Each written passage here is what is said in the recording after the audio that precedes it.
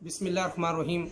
آج ہم سندھ کے عظیم صوفی بزرگ حضرت شہباز قلندر رحمۃ اللہ علیہ کے حوالے سے کچھ گفتگو کریں گے، لیکن اس سے پہلے آپ یہ دو تصاویر ملاحظہ فرمائیں۔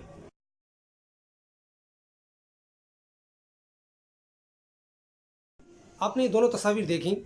پہلی تصویر سندھ کے عظیم مورخ اور محقق پیر حسام الدین راشدی نے اپنی کتاب مقالۃ الشعراء میں شائع کی ہے، جبکہ دوسری تصویر جو ملنگ ٹائپ کی ہے وہ تو عام ٹھیلوں سے اور دکانوں سے مل جاتی ہے۔ اچھا، پہلی تصویر دیکھ کر کچھ ایسا تاثر ابھرتا ہے کہ یہ کسی ایسے شخص کی ہے کہ جو عالم دین ہے، سنت کا پابند ہے، لباس وغیرہ دیکھیں، داڑھی ٹوپی، اور بڑا ایک سنجیدہ اور پروقار نفیس کوئی بزرگ ہیں یہ، اور بڑے فاضل پڑھے لکھے۔ اور دوسری تصویر سے ایسا لگتا ہے کہ جیسے کوئی ملنگ ہو، بڑے دانوں کی تسبیح گلے میں ڈالی ہوئی ہے اور دھمال ڈالی ہوئی ہے۔ اب بات یہ ہے کہ تصاویر تو اس پہ تو تصدیق نہیں ہے کہ یہ کہاں تک درست ہیں، لیکن اتنا ضرور ہے کہ حضرت شہباز قلندر رحمۃ اللہ علیہ کی شخصیت پہلی تصویر کے بالکل عین مطابق تھی۔ حضرت شہباز قلندر رحمۃ اللہ علیہ کی جو ابتدائی زندگی ہے وہ تو پردے میں ہے، اس کے بارے میں کوئی مستند باتیں دستیاب نہیں ہیں، یہاں تک کہ یہ تک معلوم نہیں ہے کہ ان کی جائے ولادت کیا ہے۔ ان کے نام کے ساتھ مروندی لکھا جاتا ہے کہ محمد عثمان مروندی۔ اچھا، مروند نام کا تو دنیا میں کوئی علاقہ نہیں ہے۔ افغانستان کے قندھار میں ایک علاقہ ہے، ایک بستی ہے، لیکن اس کا نام بھی مروند نہیں ہے، میوند ہے۔ اچھا، بعض پرانی کتابوں میں ان کے نام کے ساتھ مرندی لکھا ہوا ہے، بغیر واو کے، ہے نا، مرندی۔ اچھا، مرند جو ہے یہ علاقہ ہے تبریز کے پاس، ایک بستی ہے جو مشرقی آذربائیجان میں ہے۔ اچھا، یہ آذربائیجان ملک نہیں ہے، بلکہ یہ ایران کے 31 صوبوں میں سے ایک صوبہ ہے، مشرقی آذربائیجان۔ تو جب یہ چیز تک پتہ نہیں ہے تو ان کی جو سن ولادت اور ابتدائی جو باتیں ہیں وہ بھی کوئی مسند نہیں ہے۔ البتہ یہ کہ جب یہ ہندوستان تشریف لائے اور ملتان میں انہوں نے رہائش اختیار کی تو وہاں سے ان کی شخصیت کے بارے میں مسند حوالے ملتے ہیں۔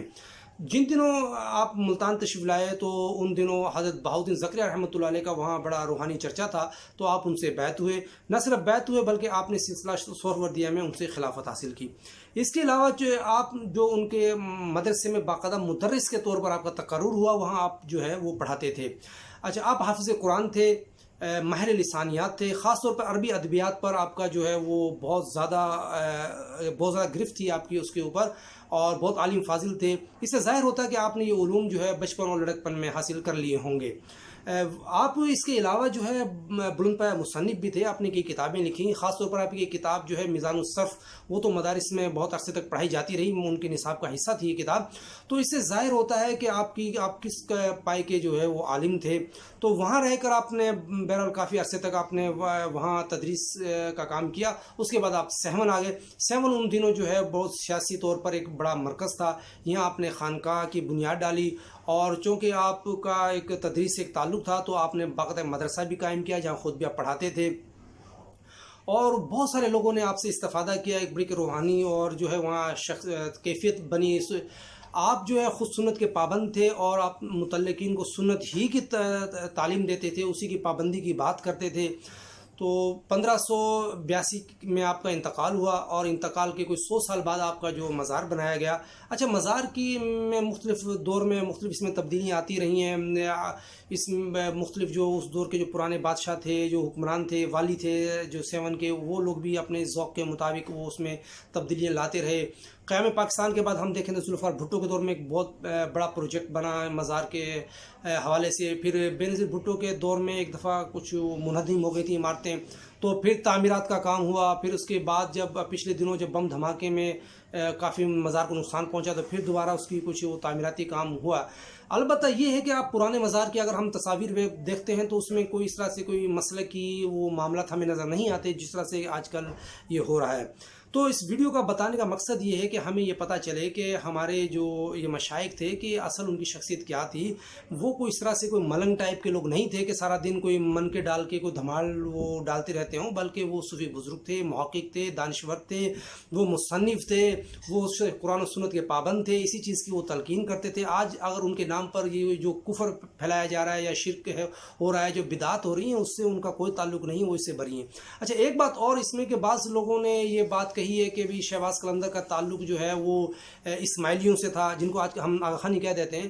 بات یہ ہے کہ جس وقت وہ ملتان آئے تو ملتان میں جو کرامتی جو لوگ تھے، قاف بڑے سے کرام تھی، تو ان کی حکومت تھی، وہ اسماعیلی تھے۔ تو لیکن بات یہ کہ اسماعیلیوں کے جتنی بھی کتابیں ہیں جس میں انہوں نے اپنے مشاہیر کا اور اپنے بڑے لوگوں کا جو ذکر کیا ہے، تو اس میں عثمان مروندی یا جو ہے شہباز قلندر کا کوئی ذکر نہیں ہے۔ البتہ شمس تبریز کا انہوں نے اپنے بزرگوں میں ذکر کیا، اور وہ تھے بھی اسماعیلی۔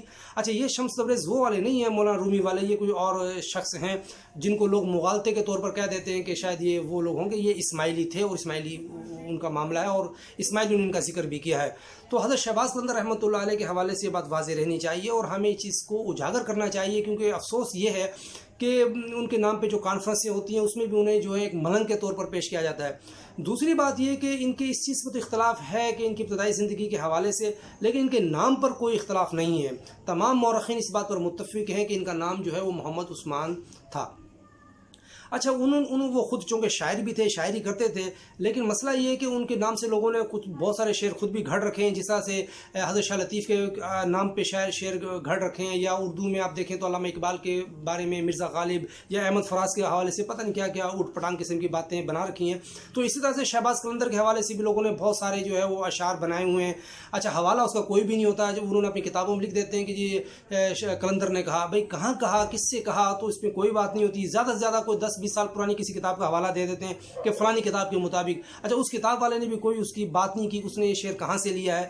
تو ان چیزوں سے بھی جو ان کے نام پر جو یہ باتیں پھیلائی جا رہی ہیں، اس سے ہمیں بالکل جو ہے ہمیں ادراک ہونا چاہیے کہ اس سے ان بزرگوں کا کوئی تعلق نہیں ہے۔ اچھا، اور ان کی جو صحیح تعلیمات ہے وہ قرآن و سنت کے مطابق ہے۔ اچھا، حضرت شہباز قلندر رحمۃ اللہ علیہ سے بہت سارے بزرگوں نے فیوز حاصل کیے، برکات حاصل کی، جس میں مخدوم سرور نور رحمۃ اللہ علیہ یہ حالہ والے یہ نمایاں ہیں، مخدوم ہاشم ٹھٹ بھی نمایاں ہیں، سچے سرمست ہیں، خود شاہ عبداللطیف بٹھائی ہیں۔ اچھا، اور بہت سارے مشہور جو خانقاہوں کے جو بڑے جو ہیں وہ ان کے مزار پہ جاتے رہے ہیں، وہاں سے فیض و برکات حاصل کرتے رہے ہیں۔ تو ہمارے جو بزرگ ہیں یہ قرآن و سنت کے پابند تھے، یہ کوئی ملنگ نہیں تھے، بلکہ یہ عالم دین تھے۔ یہ بات ہمیں سمجھنی چاہیے۔ بہت شکریہ۔